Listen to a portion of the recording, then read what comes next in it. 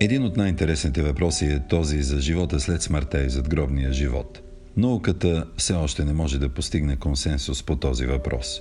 При изследване на хора в състояние на смърт и малко преди нея се получават резултати, които позволяват да се направи заключение какво се случва с човек в този момент. Той чувства известна безтегловност и гледа себе си сякаш отвън. През очите, като на лента, се въртят спомени от живота ни. Обикновено те са най-важните.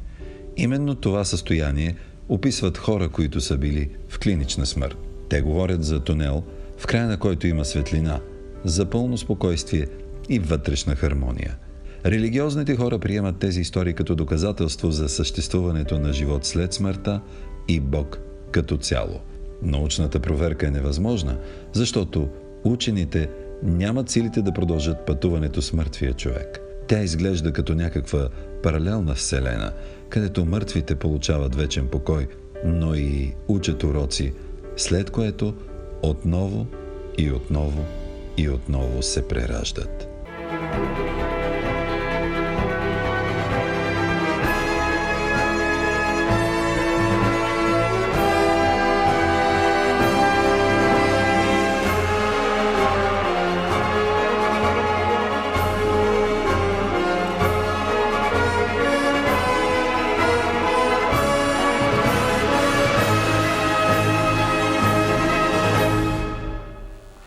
Здравейте и добре дошли, казвам на Христо Нанев с една от най-вълнуващите теми, може би, господин Нанев. Философия на прераждането. Как тълкувате това словосъчетание? Прераждането като един реален процес би трябвало да има своите корени, своята обосновка. Защо не и философия? Защото това не е... ние не откриваме топлата вода. Това е един процес, познанието за прераждане от хилядолетия. Още древните шумери са говорили за превъплъщаването на душите, Египет, асиро-вавилонците. Има информация, че траките са вярвали в прераждането, древните гърци. Да, толкова плахо го казвате. Нека да бъдем още плахи в някои области. Постепенно, макар че ние рязко навлизаме в тази така бездна, каквато е познанието за прераждане. Така че много мислители са оставили своите трудове, като Платон, който говори много смело за прераждането. Дори в основите на християнската религия стоят тези корени. Трудовете на Тертулиан, постепенно, знайно на кой събор, император Константин Велики е изчистил информацията за прераждането от онова, което е останало от християнската религия, за да може да властва чрез нея. И го е постигнал превъзходно. Един великолепен ход, една великолепна философия от негова гледна точка. И така е послал на човечеството християнството като една от водещите религии, мнозина казват водеща, да не говори открито за прераждането. И въпреки това, тук-там са останали текстове, които подсказват, че така някога е ставало дума и между последователите на Исус за тази тема, за вечната душа, която е неунищожима, за възкръсването, което прави Исус, вече превръщайки се в Христос. И тук някой ще ме опровергае, навярно, но когато питат Христос, а ти не си ли Илия? И той им отговаря, а ако съм, вам що вие? Тоест Илия отдавна е починал, той е пророк. Христос да е Илия. Съответно, тук могат да се дадат най-различни отговори и тълкования на тези слова, на Синът Божий, но и съответната отметка за това, че става дума и там за прераждане. Не е съвсем изчистена идеята, не е съвсем зачеркната от християнското учение, колкото и да са се стремили изцяло да премахнат това виждане. Толкова ли е страшно всичко това? Толкова ли е опасно? Не, че е опасно, но е удобно. То е много удобно. И въпреки това, голяма част от религиите са си послали чрез прераждането също за владеене на хората, каквото е, да кажем, будизма, кришнаризма, хиндуизма. Религиите на изток свободно говорят за прераждане, дори това е водеща основа при тях. И действително изтокът е един полюс на движение към духовността в много по-голяма степен, отколкото Запада, защото освен друидите в Англия, в Франция и Германия, Бог знае какви духовни учения и мистериите, но ние сме вече по-на изток, на Орфей, по нашите земи, няма сякаш такива големи постижения в тази област или просто са старателно изчистени след време, като неудобни, непасващи си. Както когато потрушават статуите от античността, така и зачекват пасажите, свързани с възможността да се превъплати отново човешката душа. Когато една съвкупност от цикли се затвори до един цикъл, нещата се упростяват. И когато се упростят, е много по-лесно да се въздейства върху личността. Вие държите една книга в себе си «Прераждане и еволюция». Всяка книга има свой увод. Да. Ако днес трябва да напишете увода на тази книга, с кои изречения би започвал той след толкова много работа по темата от ваша страна? Все още знаем твърде малко. С това бих започнал. И все още онова, до което достигаме, е една, може би, 100 или 1000 от същината на нещата. Но колкото повече се навлиза и се разширяват представите на основата на прагматичния опит, който дава регресията, толкова повече се разширява и познанието и се отварят нови врати. Примерно аз в предходните 2 книги, тогава, когато съм обобщавал своя опит в тази област, аз работех само с души и гледах с известен скепсис за това, когато нямаше земни въплъщения. Мислех си, че си измислят и ги стопирах като информационни потоци или не им отдавах достатъчно внимание. С времето се оказа, особено сред по-младото поколение, хората, които са на 20-30 години, че една мощна духовна вълна навлиза в съвремието души, които не са живели на земята в предходен живот. И моето упование от философска гледна точка е, че точно те ще внесат промяната, която така жадуваме и в нашата страна, и в света. Тези необременени, кърмично необременени души от предходен живот. Може би те имат своята карма от света на извънземието, но тя е много по-малка в сравнение с земната. Земната карма е много по-тежка в сравнение с онази, която носят сияйните същества или душите, които са се явявали в плазмени съществувания от миналото. Аз сега разглеждам и тях и нещата започват да се напасват все повече и светът на отвъдното започва да изглежда все по-пространствен и все по-необозрим. А някога си мислех, че що годе го познаваме. Не, още не го познаваме. Заговорихте за сияйни същества. Как те се прераждат? Смених въпроса в главата си, за това се забавих. Да, някога в своите търсения аз си мислех, че човешките души имат определена бройка. Че те се въртят непрекъснато на земята и с това приключвахме. Оказва се, че част от духовните същности се явяват директно от първоизточника, този първосъздател, който праща души на земята и в сияйните светове, нека така да ги наречем.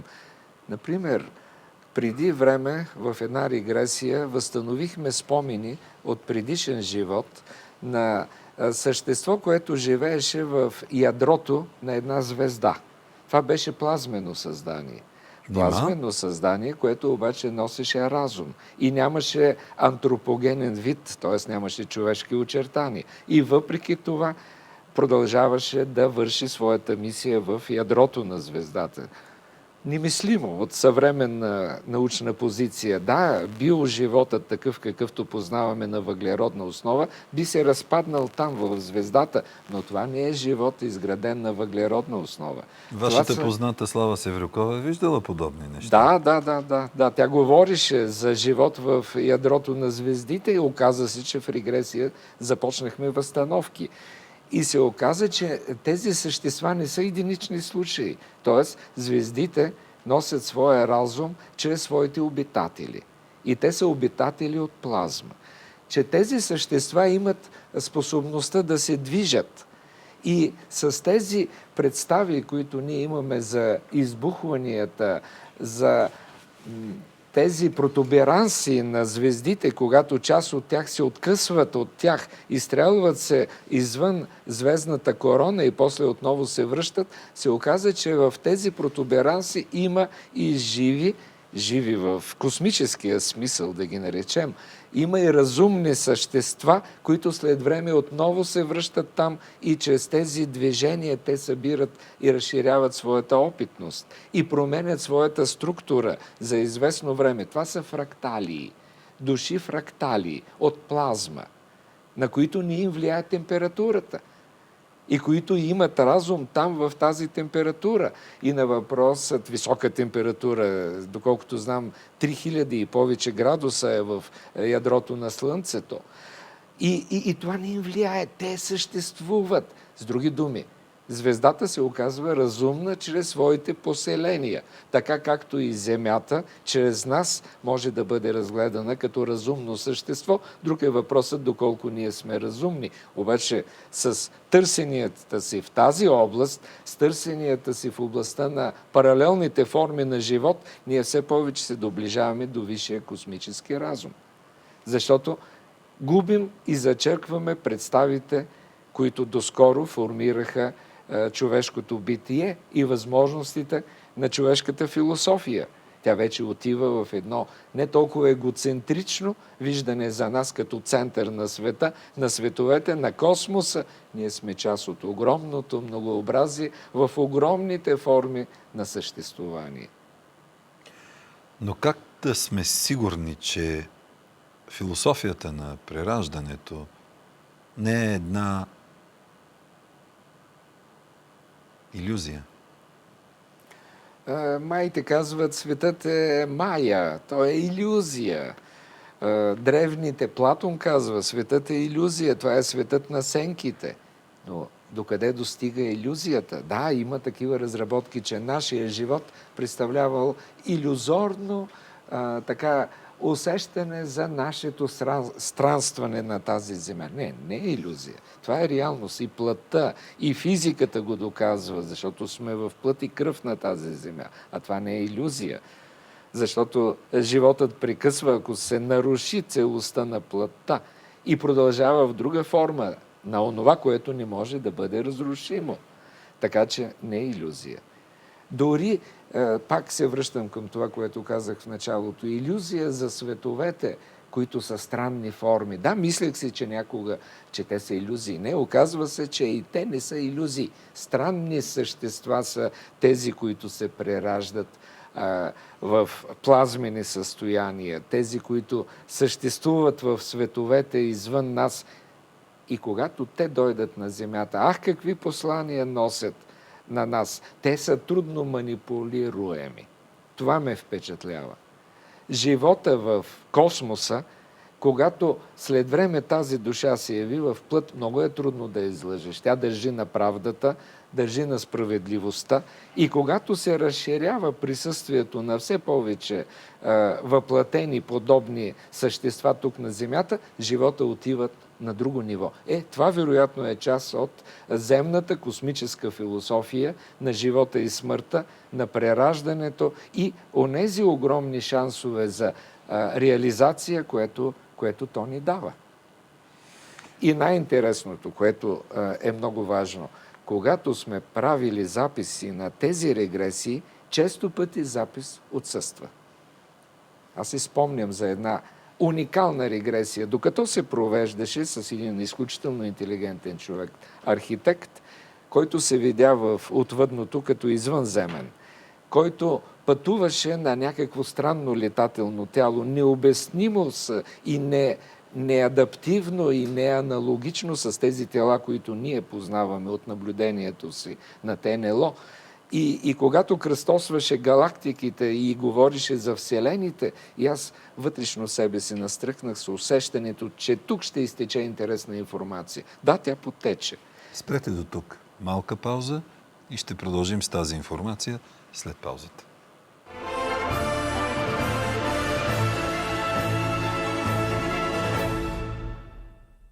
Половината от световното население изповядва религии, поддържащи реинкарнацията. В много култури съществуват книги на мъртвите, описващи пътуването на душата след смъртта. По-известната сред тях е Тибетската книга на мъртвите. Хора, завърнали се от прага на смъртта, разказват за преживяванията си по начин, поразяващо сходен с нейните описания. И има също така много данни, до голяма степен потвърдени, за спомени от предишни прераждания. Популярното, но противоречиво приемано явление контактьорство започва да получава значителна научна подкрепа и то свидетелства също за описаните в подобни книги преживявания.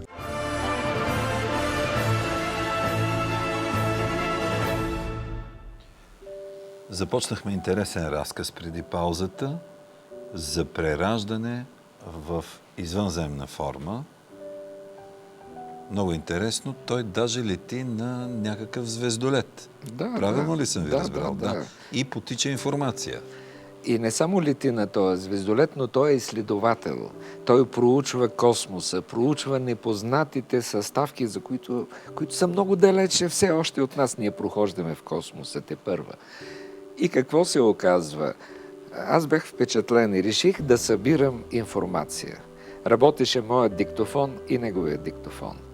Вселената. Какво представлява Вселената? Какви закони изграждат? Тръпнех.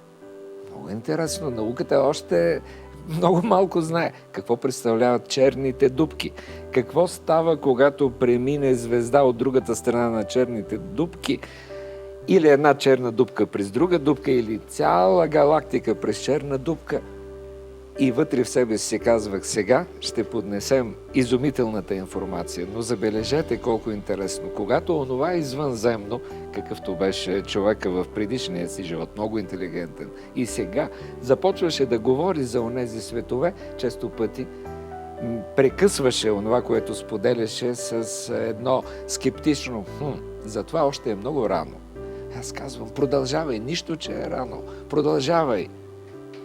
Направихме записа. Приключихме, той беше разтърсен от всичко това. Една голяма част не си спомнеше след това, което е характерно за изключително задълбочените регресии. И след това въпросният скулптор си тръгна и ми звъни по телефона.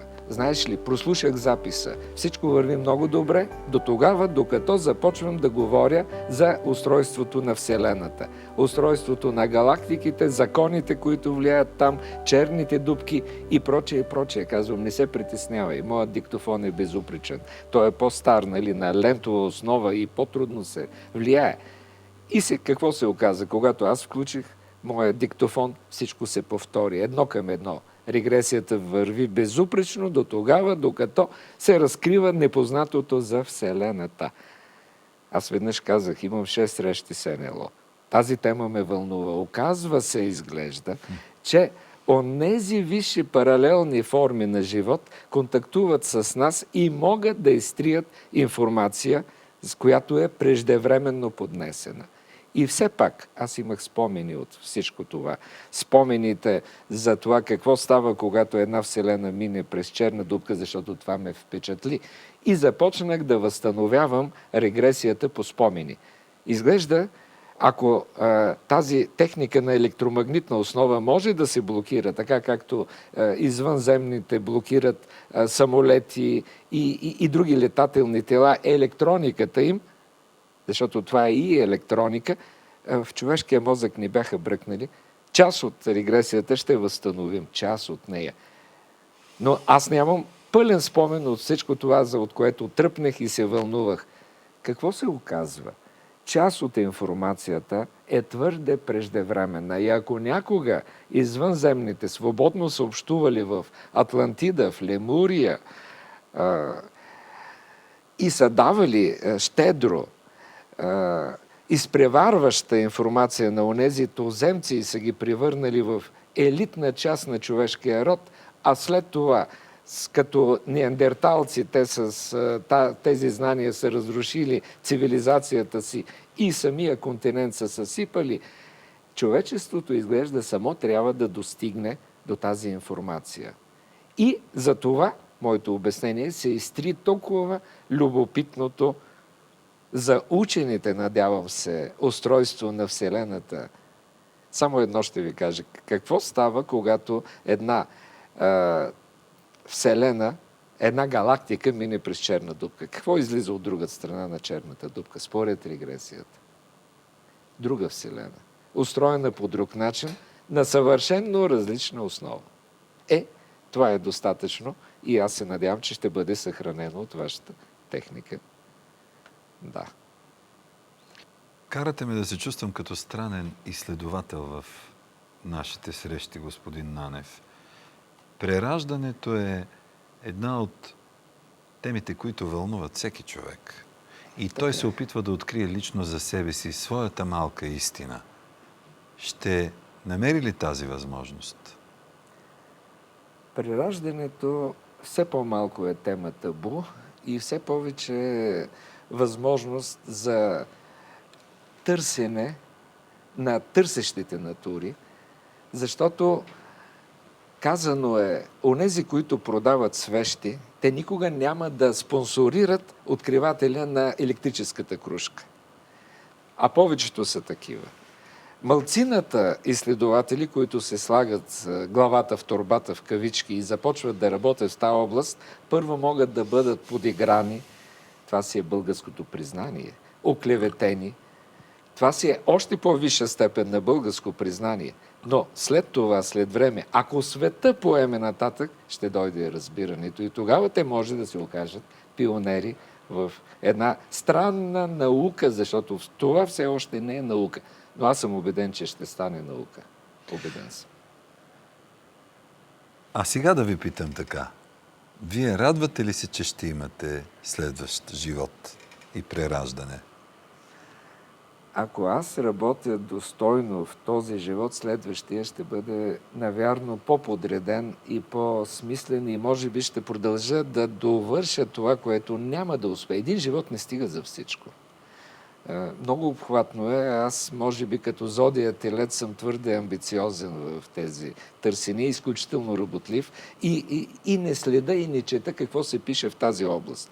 Това е голям ход за мен, стратегически ход. Да не знаеш какво става. Върви си по пътя. Света, хората и враговете и всички да говорят каквото се щат.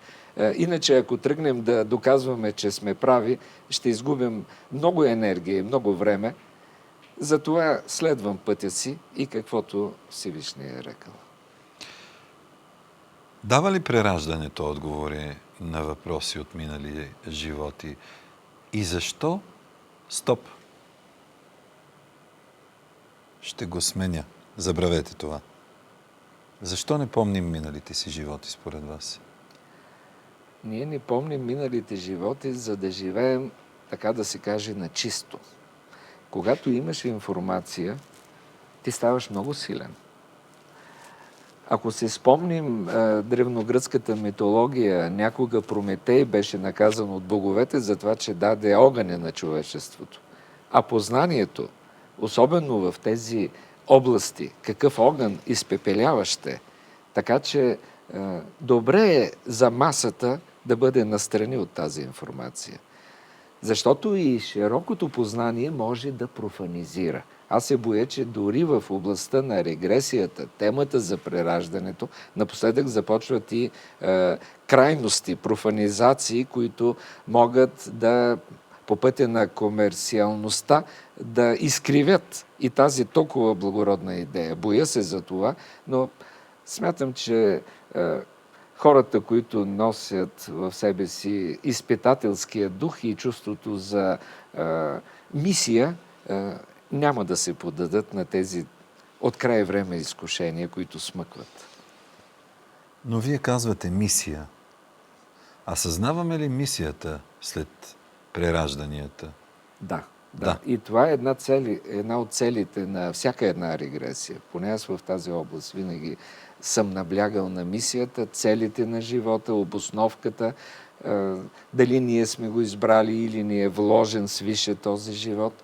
Защото когато човек стигне до мисията си, той може да комбинира по-добре съществуването си, да го канализира поне в една посока, ако може и в две, още по-добре, да реши няколко цели, много целево да разреши това, за което е пратен на тази земя.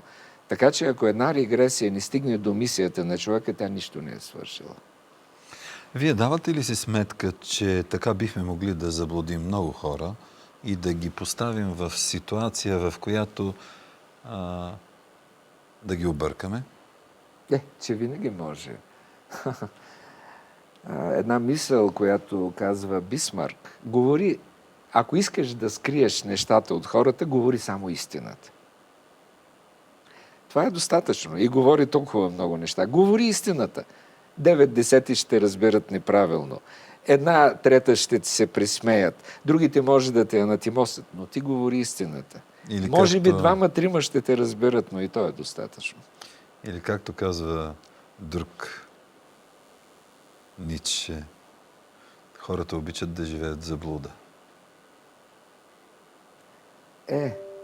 Така е. Така се живее най-подло. Най-подло и най-леко. Подлостта е нещо много леко и много достъпно. И човек тогава си постила зле за следващия живот. Наистина зле. И се чудим защо се явяват тежки съществувания, мъчителни, големи изпитания. Защото, драги, в предишен живот си щракал така с пръсти и си бил един консуматор. Хайде сега да те видим какво ще сториш, ако примерно се явиш в следващия живот с примерно едно отклонение, една малформация, ако се явиш инвалид, ако се явиш и страдаш, да приоткриеш наново сладостта на живота и да тръгнеш от А и Б. И тогава вече ще се подредят нещата много по-смислено вътре в тебе. Така че страданията са велики учители. Враговете са персонифицирани трудности. Много е добре да имаме врагове. Аз някои врагове съм си ги отглеждал и съм страдал, когато ги няма, защото те ни дават алтернативата.